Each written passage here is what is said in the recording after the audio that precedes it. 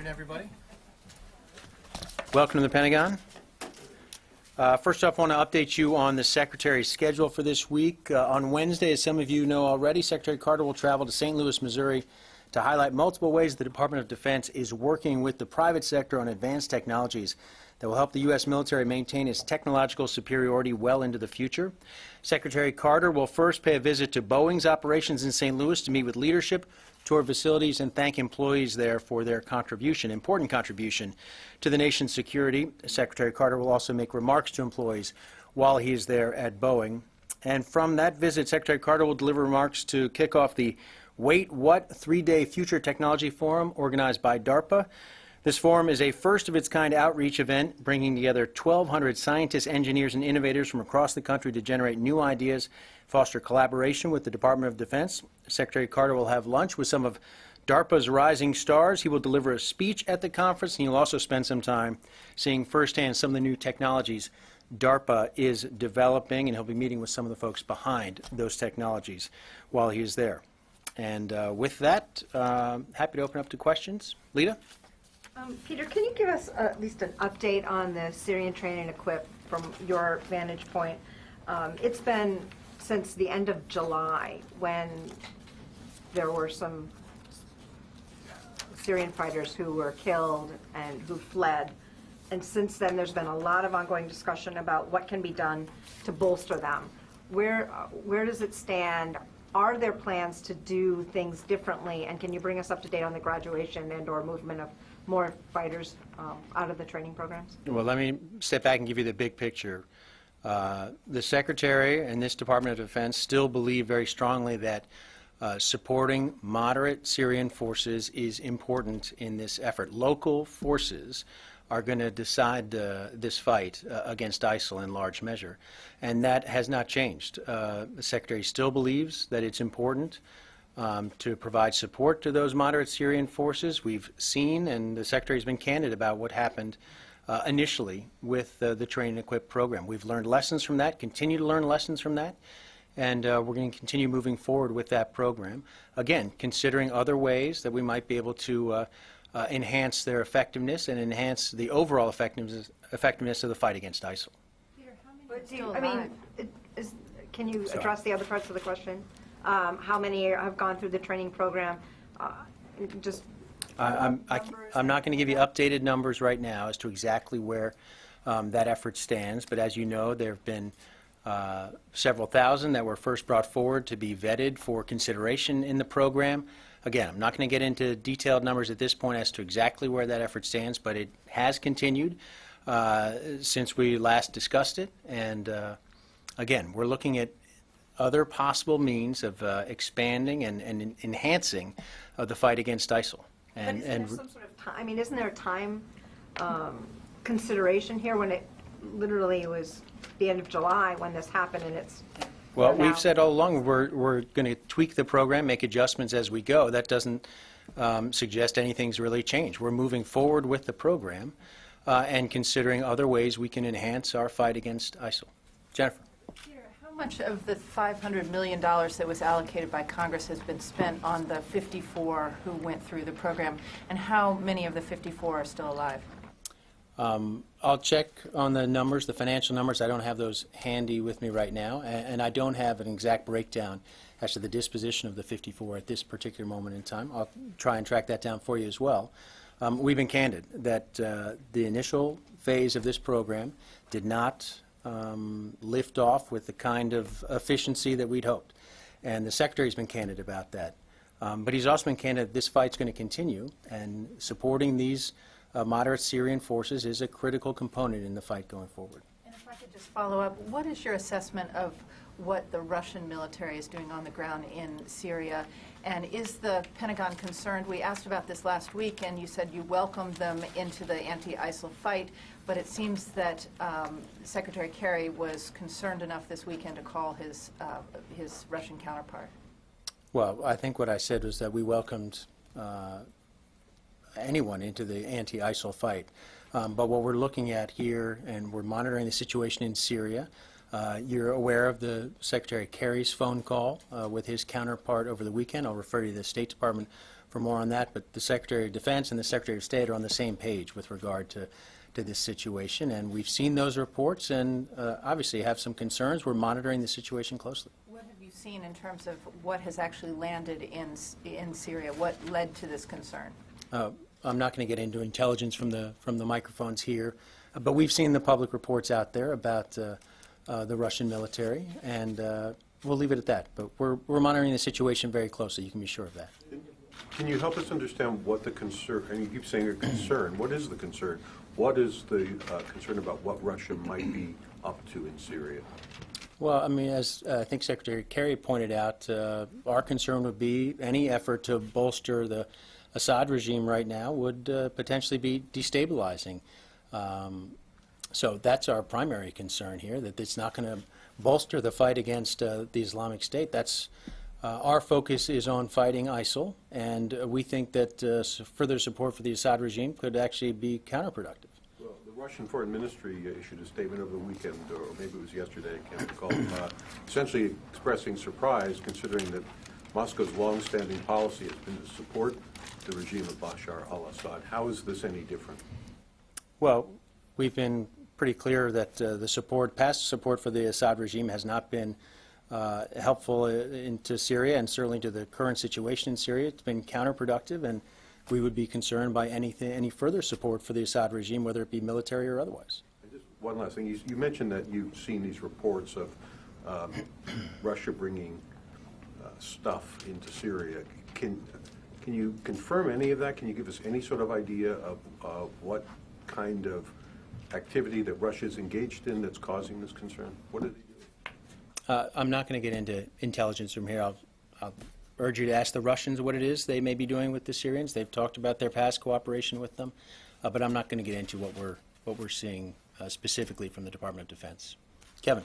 Peter, the French are now getting into the fight, apparently, with the ISR and possibly airstrikes into Syria, and it seems to be somewhat tied to, or at least timed to, the refugee crisis. Can you tell me what's the Pentagon's response to the escalation of the crisis? Are there concerns about terrorists mixed in with that flow? That was the French minister's concern. And is that having any effect on U.S. military operations? I think for everything having to do with the humanitarian side of this, particularly with these flows, I'm going to refer you to the State Department specifically. It's more their lane on this. Obviously, we have concerns about the humanitarian situation. It's a grave situation, what's been happening to Syria. We watch, like everybody else, what's been happening on the shores in parts of Europe, what's happening in Hungary and elsewhere. This is a difficult situation for the Europeans, and basically I'll leave it at that and refer you to the State Department. But it's a security issue. It's not a diplomatic issue to whether or not there are concerns of terrorist foreign flow reversing with this tide that's going north towards Europe right now.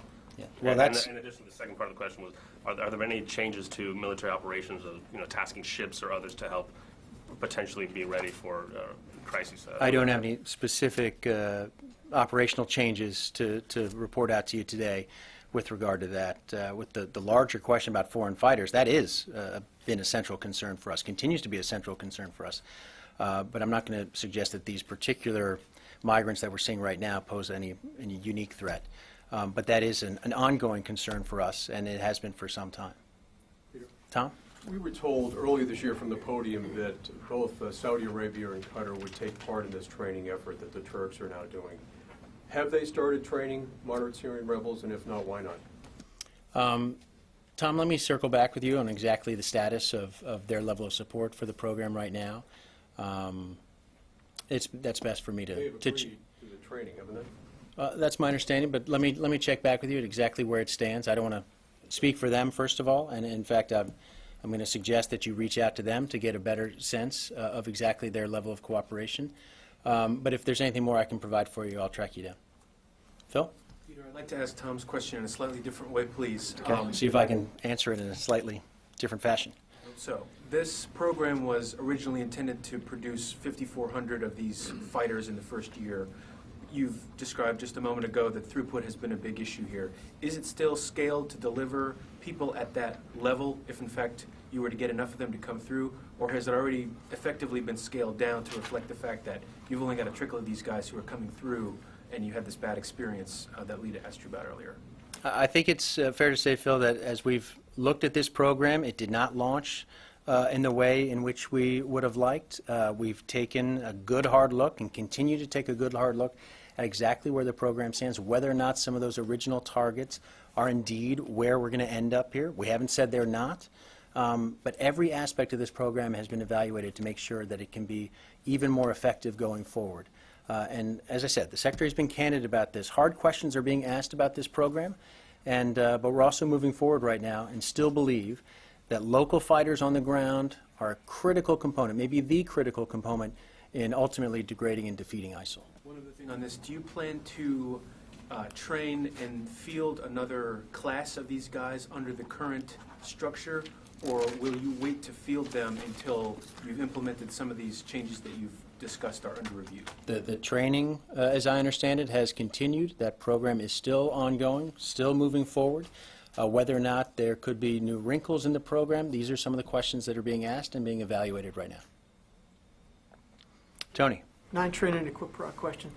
Can you broadly sketch out the Saudi Arabia arms package that is in the works right now? The one news organization had it at $1 billion last week. Bloomberg reported that the JDAM bombs and paveway weapons are being considered by the Hill, by members of Congress, in terms of replenishing the Saudis. Broadly, where does this package stand, and what are the broad outlines of the value of it and the time frame? Tony, I'm sure you can appreciate that, first of all, we have extensive conversations with the Saudis about our defense relationship. The Secretary just did, as we read out his meeting with his counterpart, Saudi counterpart, but we're not going to get into specific foreign military transactions with the Saudis here until things are in fact complete. We have a long-standing defense relationship with the Saudis, a good relationship with the Saudis on that front, but we're not going to talk about future sales to the Saudis, that sort of thing, until they become finalized. Well, can you tell whether there will be some notifications over the next month? I can at this point talk to you about future events that may or may not take place. Just to say that we have an ongoing relationship with the Saudis on a whole host of steps to bolster their security, regional security, and we look forward to working with the Saudis moving forward on that front. A question on technology. He's going to Boeing tomorrow. Yeah. Carter is going to Boeing tomorrow. He's done Silicon Valley a couple of weeks ago. This portends a lot of interest here in emerging technologies that could help the Pentagon in the short term or in the long term. Mm-hmm. Should people who follow technology and may want to work with the Pentagon interpret his trips to Silicon Valley and to Boeing tomorrow, to DARPA, portending major funding shifts in the 2017 budget in the 6.1 and 6.2 research categories? They should take it as a sign from this Secretary of Defense and this Department of Defense that we're open for business. And we are eager to do business with any company, any innovators out there who might have technology that could bolster the warfighter, bolster this department going forward.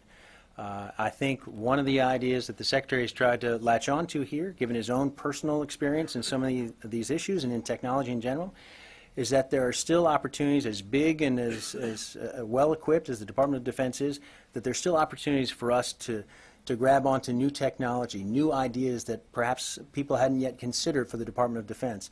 DARPA is a perfect example of that. His efforts in Silicon Valley are the same. But at the same time, he's visiting Boeing to reinforce that there are existing defense contractors right now who are working on cutting-edge things as well, and they're a critical part of the future going forward as well. The 2017 budget, from where you sit, is there going to be major increases in the budget in those basic research areas? I'm not going to get ahead of the FY17 budget process. You'll see those numbers, Tony, when they're out. But, I won't answer that one. Barbara. On train and equip, the Secretary's been very candid about the small numbers and the difficulties. So I want to come back one more time because I'd like to understand why you're not allowed to continue with that candor about the numbers. They have been out there. So we know that there's a second class, a second group being trained. Is there a third group even formed yet? What is the level of, what are the number of vetted fighters, people that you actually have that you can put into this program? He's been very candid about it. He's been very specific. So I'd like to try again on that. Barbara, again, we've been pretty clear about, as you said, the challenges that this program has had initially, and it doesn't make sense for me to disclose right now operational details, not all of which I have, quite honestly, about the disposition of all those forces and the future potential trainees, graduates of this program, other than to tell you that this program is moving forward. Can you even tell us if a third group of trainees has been formed up yet? Or are you, I'm not asking you for numbers. Understood. You've said that there's progress and it keeps moving forward. So we know there was one group that went into the field, a second group being trained. If it's moving forward, is there a third group formed yet? I'm not asking numbers or where they are. Understood, and I'm not going to tell you if there's a third group that's been formed, other than to tell you that we continue to train moderate Syrian forces. What is the risk of telling us that whether a third group's been We don't formed? want to disclose operational details about this. We have seen the security risks that these folks are facing, and so that's one of our considerations. And Barbara, when we have more details on exactly the number of graduates, we'll provide that to you as quickly as we can. I don't have that information for you right now. And I want to go back to what you also said in your last briefing about welcoming anyone who wants to join the anti-ISIS coalition in reference to the Russians. So where does that stand with the Pentagon? Would you still welcome Russian participation if you had a statement from them that it was purely anti-ISIS, but since it's likely it's for them more about fighting the anti-Assad rebels, who you say are so vital to the fight, are you now going to back away from what you said at your last briefing? Do you still welcome Russian participation? Well, what we have to look at carefully in Syria is the Russian support for the Assad regime, which we have made clear is the issue and the challenge, and why we believe their support for the Assad regime does not help with the counter-ISIL fight. ISIL was in part formed as a result of the Assad regime. So you can't disconnect those two in our view. And their continued support for the Assad regime continues to be a problem for us. So would you welcome them if they said they were simply anti-terrorism, anti-ISIL, or is the Pentagon's position it doesn't want a Russian military buildup in Syria? Which is it? You're trying to conflate two different things here. We've got support for the Syrian regime, military support for the Syrian regime, which we don't think is productive to the larger situation, and certainly doesn't help in the anti-ISIL fight. Again, I'm just confused, I'm sorry. My apologies. What part of Russian participation, to deconflate, what part of Russian participation would We be think- okay with you? we think the Russian support for the Assad regime risks further escalating the conflict, making the situation worse. That is our concern right now, and we don't see any indication right now that the Russians are ending the support for the Assad regime. So that's the hindrance, if you will, moving forward. And we see if there are further efforts to support the Assad regime from a military standpoint on the part of the Russians, we would again see that with concern. So if, in fact, you're seeing it as support for the Assad regime, what is the impact on U.S. military operations in the skies over Syria? I'm not sure I understand your question. Well, you're suggesting that you know, this ongoing Russian support and the buildup is for Russian support for the Assad regime. Which we think makes the situation worse and the situation on the ground more complicated. Sure. So given that that's the starting point of what the Pentagon sees, it's anti-Assad, and there's a clear buildup. It's clear, the evidence is clear. How does that buildup for the Assad regime support impact U.S. military operations in the skies over Syria? What is the impact on your pilots, your aircraft, your ISR operations? I'm not sure we've seen an impact at this point. What do you anticipate the impact will be? We don't know exactly what they're doing.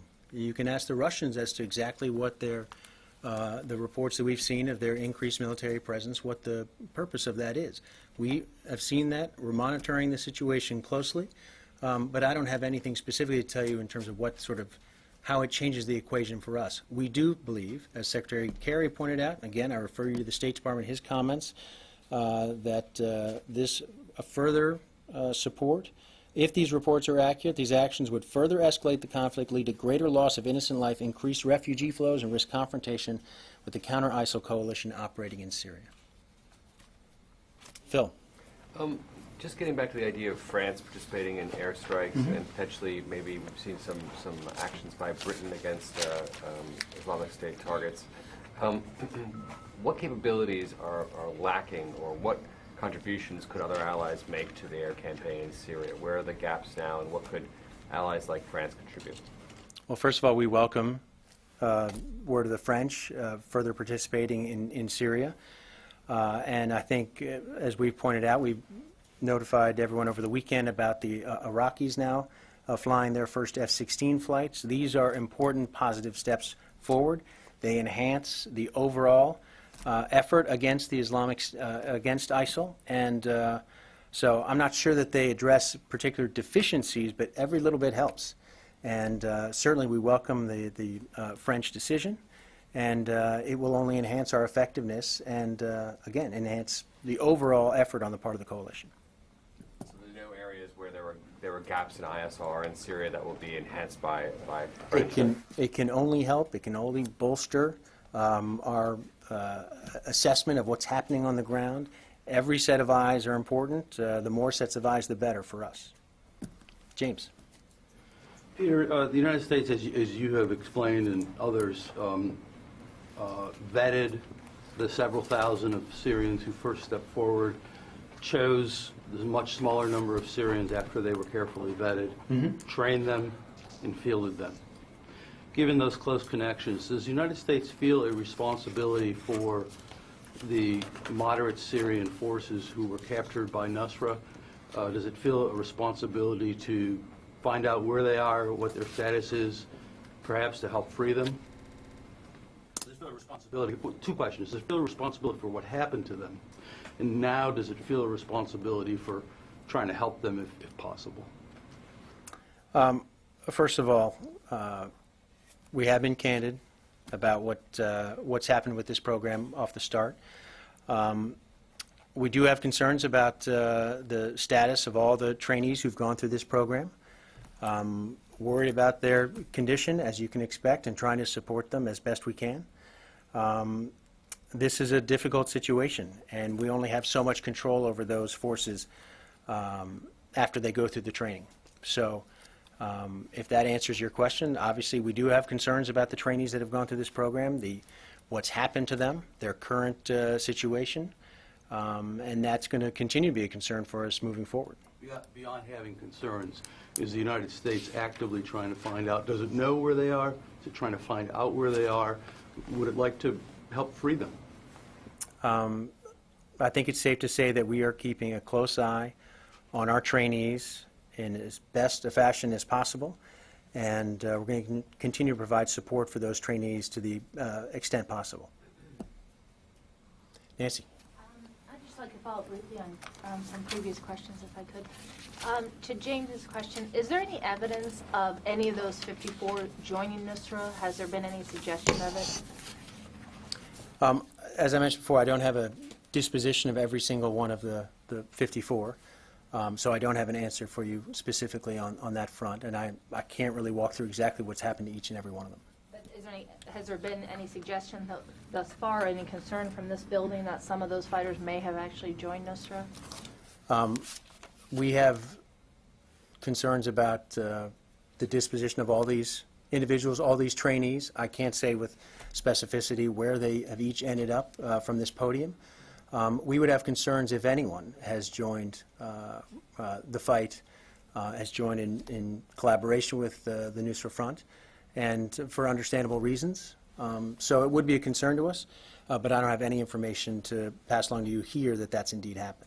And then to Barbara's question about the third class, I was wondering if you could at least take the question, because I think the challenge that we're having, as you've said repeatedly from this podium, that there has been progress made and yet there's no evidence that you're bringing forth with that in terms of what kind of progress in what areas, and so we're kind of having it go on your word. And so I'd like to know if you would just consider taking the question about Yep. If there was a third class. I'm happy to do that. Thank you. Lucas. Peter, is the Assad regime a bigger threat than ISIS in the region? Our fight right now is against ISIL, and we've been pretty clear about that from the start.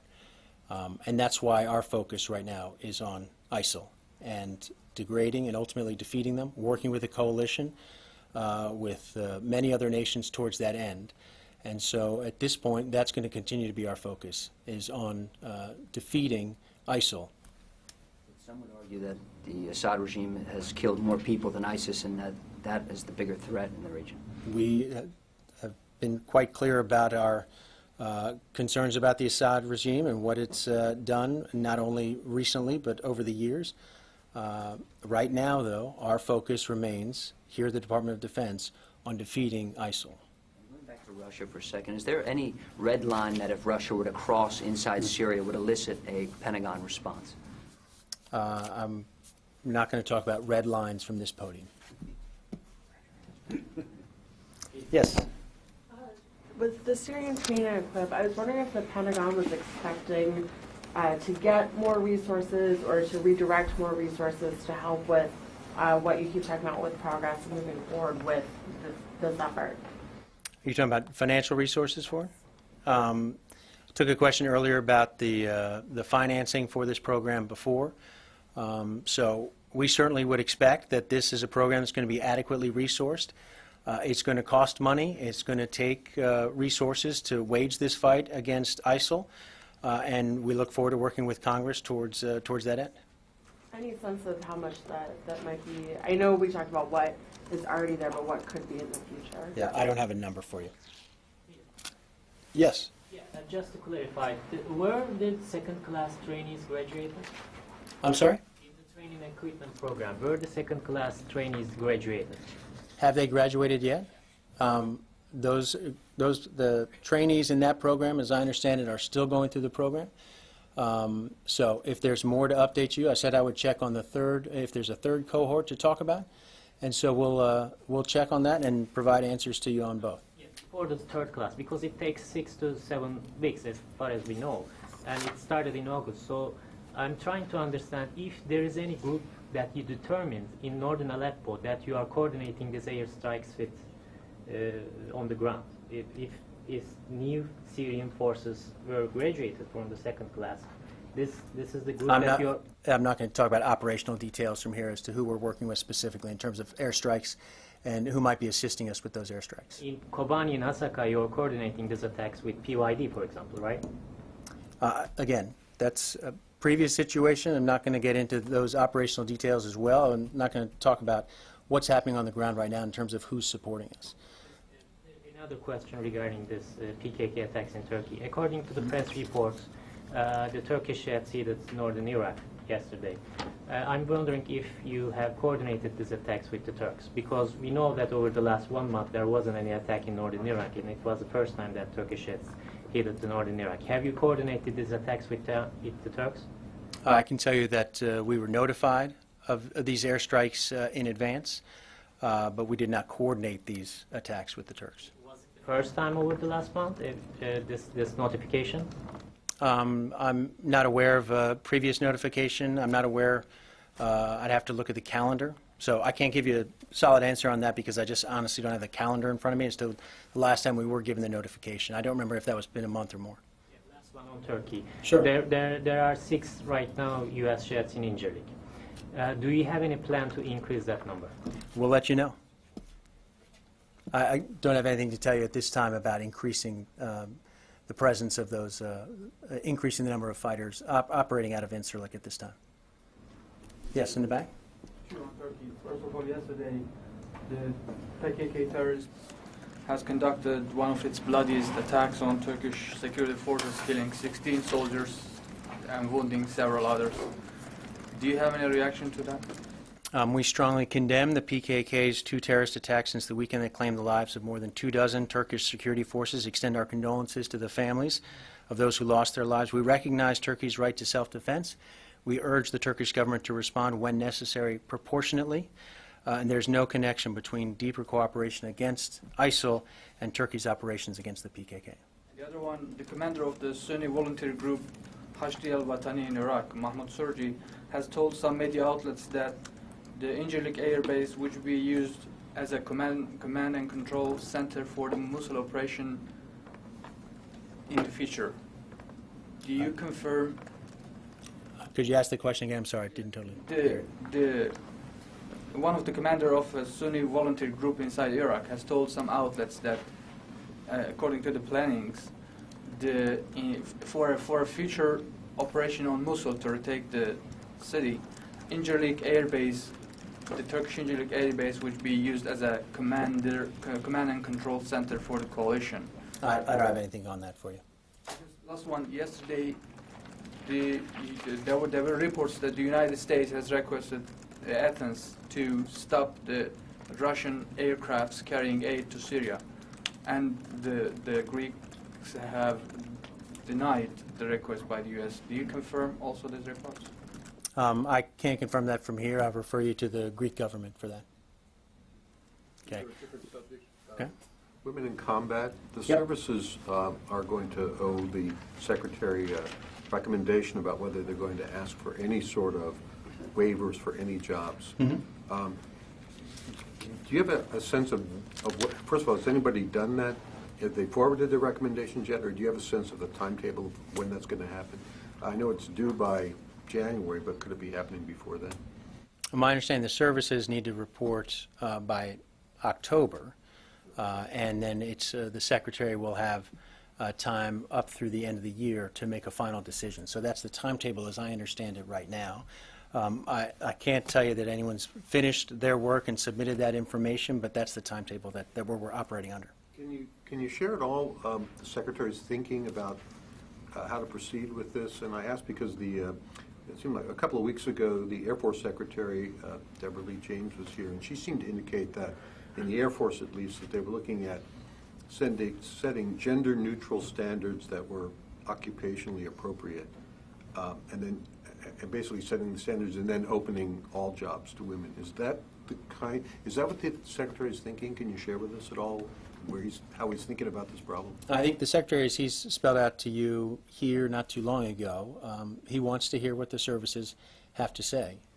He acknowledged the policy change that was put in place under Secretary Panetta, that these positions would be open to women, but would give the services the opportunity to explain why there might need to be exceptions. I think the Secretary is going to give the services the opportunity to explain exactly what, if any, of these positions do need to remain off limits, but he also pointed out that there are more than 100,000 positions that have already been opened to women, and the Secretary supports that and is pleased with that. So he's going to wait to hear what he gets back from the services, and I think to prejudge ahead of that would be probably counterproductive at this point. I got time for 2 more in the back there. Yes, sir. Thank you. Kurdish sources have told me that the Turks have put a condition on the use of Incirlik, that any U.S. aircraft taken off from there cannot bomb YPG sites or support YPG on the ground. Do you have any information on that? We appreciate the cooperation we've seen with the Turks in terms of opening up Incirlik to U.S. aircraft. We're working with the Turks on addressing the larger fight against ISIL, and I don't have anything particular on that specifically, but we're continuing to work with the Turks to cooperate more fully, to expand their role in the fight against ISIL, and that's an ongoing effort. But did they put a condition on the use of Incirlik? I'm not going to talk about any the terms with which they've agreed to open Incirlik. We appreciate. What are the terms? What is the agreement with the Turks for the use of Incirlik at this point? Can we bomb any site and support any ground forces on the ground in Syria? We are coordinating our effort with the Turks and with other members of the coalition and trying to make sure that the use of Incirlik serves the broader effort against ISIL. It's been an important positive step forward. It's made a difference already, and it's going to continue to make a difference. I got time for one last one. Louis. You spoke earlier about the 4 F-16s and their use by Iraqi Air Forces. What is the plan for the additional 32 F-16s that they have purchased? You know, they've been complaining for the last year or so that delivery has been very slow. I know that the 4 were delivered in July. We're working with the Iraqis in terms of further deliveries based on the production capacity, some other factors involved here. The next tranche of aircraft, I understand, are going to be delivered to the government of Iraq in the coming months.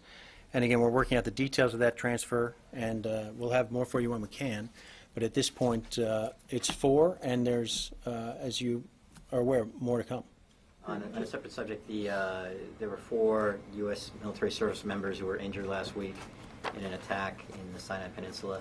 Can you update us on their condition? And is there an ongoing review by the DoD and the interagency about the status of maintaining the U.S. military presence as part of that observer force in the Sinai? I don't have the exact characterization of their injuries at this point, whether that, I know that there were, let me double check here, in all there were 7 soldiers, not just U.S. forces, that were evacuated by air to a nearby hospital. They were described in it with non-life-threatening injuries. We continue to support the role being played by the multinational force and observers in supporting the Treaty of Peace between Israel and Egypt. We are concerned over security conditions in that area of the northeastern Sinai, where Egyptian security forces as well as civilian and military elements of the MFO, including U.S. military forces stationed at the MFO North Camp, are exposed to potential risk. And in light of the security situation there, we are, again, considering additional measures to bolster their protection going forward, taking steps to try and enhance their protection. But in terms of any sort of change in outlook for the MFO overall, I've got nothing for you on that. Would that bolstering involve the sending of additional forces? We're considering several steps to bolster force protection there, and I can tell you, Louis, that this is something that's been in the works for several weeks now, not necessitated by what happened with this particular IED incident. This is something that's been a concern for the Secretary and others, bolstering the force protection, and so it's going to be something that you're going to see some movement on in the short term, and something that we'll continue to keep an eye out. Safety and security of American forces, top priority for this Secretary and this Department. And with that, everyone... Let me just clarify one point. Phil's question about the 5,400 trained Syrian rebels by year's end, you said you may have to adjust that. But I'm just wondering... This is a constant review from the start. Just doing the math, I'm just wondering how you can possibly reach 5,400 by year's end, given that there's a second class now, maybe a third class, and there's 54 on the ground now. How do you get there by year's end with a 6 to 8 week class? These are the hard questions being asked, Tom, right now about this program, about ways to alter it, adjust it, enhance it. Are there other means by which we can, again, support moderate Syrian forces on the ground in Syria? These are the questions being asked at the same time this T&E program is going forward. It may not look exactly as we first hoped when it was first initially unveiled, and part of that is lessons learned on our part, hard lessons, to be honest. Is sending U.S. troops in one of those options being considered? Sending U.S. troops in right now is not one of the options being considered. But you're not ready to adjust that 5,400 figure yet, correct? I'm not going to adjust what was a target initially. There are people above my pay grade making hard decisions, evaluating this program, and again, when we've got if there's a new target number, we'll provide that for you as well. It was always a target. It was, and this is a program that we'll have. We're going to continue to evaluate every single aspect of this program, from the finances to the training portion of it, to the equipment, and to who we're talking to, who we're vetting, and who we're not. So, with that, everyone, I got to go. I got another meeting. So, thanks very much. We'll see you guys, those of you going on the trip, and otherwise be back here on Thursday.